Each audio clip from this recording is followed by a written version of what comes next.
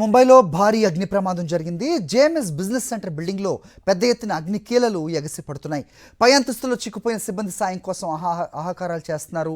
Fire సిబ్బంది మంటలను ఆర్పేందుకు ప్రయత్నిస్తున్నారు.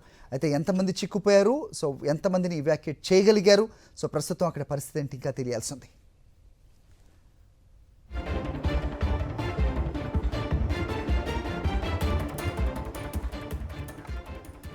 రైట్, చూస్తున్నాం మనం ముంబైలో జరిగిన భారీ అగ్ని ప్రమాదం తాలూకు విజువల్స్ చూస్తున్నాం. దీన్ని జేఎంఎస్ బిజినెస్ సెంటర్ అంటారు. ఈ బిల్డింగ్లో పెద్ద ఎత్తున అగ్ని కీలలు ఎగసి పడుతున్నాయి. పై అంతస్తులో చిక్కుకుపోయిన సిబ్బంది సాయం కోసం ఆహాకారాలు చేస్తున్నారు. ఫైర్ సిబ్బంది మంటలను ఆర్పేందుకు ప్రయత్నిస్తూ ఉన్నారు.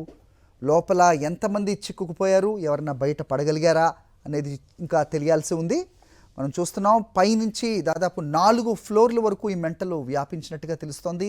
పూర్తిగా కాలి బూడిదైన దృశ్యాలు మనకి అర్థమవుతోంది. అయితే లోపలికి ఎంతమంది చిక్కుపోయారు, వాళ్ళందరూ ఈ బిజినెస్ సెంటర్కి సంబంధించిన ఉద్యోగుల సిబ్బందా లేదంటే రెసిడెన్షియల్ అపార్ట్మెంట్ కూడా దాంట్లో ఉందా అనేది క్లారిటీ ఇంకా రాలేదు. ముంబైలో జరిగిన భారీ అగ్ని ప్రమాదం తాలూకు విజువల్స్ అయితే చూస్తున్నాం మనం. ఇది హై రైజ్డ్ అపార్ట్మెంట్ అంటున్నారు. మరోవైపు దీన్ని ఒక బిజినెస్ సెంటర్గా కూడా చెప్తూ ఉన్నారు. జేఎంఎస్ బిజినెస్ సెంటర్ ఈ బిల్డింగ్లో పెద్ద ఎత్తున అగ్ని కీలలు ఎగసి పడుతూ ఉన్నాయి. దట్టమైన నల్లగా పొగ కమ్ముకుపోయిన పరిస్థితుల్లో ప్రస్తుతం అగ్నిమాపక సిబ్బంది లోపలి వారిని రక్షించి మంటలను అదుపు చేసే ప్రయత్నం అయితే చేస్తూ ఉన్నారు. మరి ఏ మేరకు ఈ సహాయక చర్యలు కొనసాగుతున్నాయి?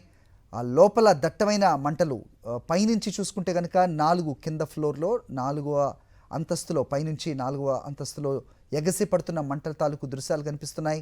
ఆ పైన 3 ఫ్లోర్లు అయితే పూర్తిగా దట్టమైన పొగతోటి మసిబారిన దృశ్యాలు మనం చూస్తున్నాం. మరి ఎంతమంది బయటపడగలిగారు, ఇంకా ఎంతమంది లోపల చిక్కున్నారు అనే అంశం ఇంకా తెలియాలి. భారీ అగ్ని ప్రమాదంగా అయితే చెప్తున్నారు. ఫైర్ బ్రిగేడ్స్ అక్కడికి చేరుకున్నారు. మంటల్ని అదుపు చేసే ప్రయత్నం మనం చూస్తున్నాం. వాటర్ కెనాన్స్ తోటి వాటర్ని అయితే స్ప్రే చేస్తూ ఉన్నారు. లోపల ఎంతమంది సిబ్బంది ఇంకా చిక్కుపోయారు, వారిని ఎలా బయటికి తీసుకురావాలనే ప్రయత్నాలు అయితే కొనసాగుతున్నాయి.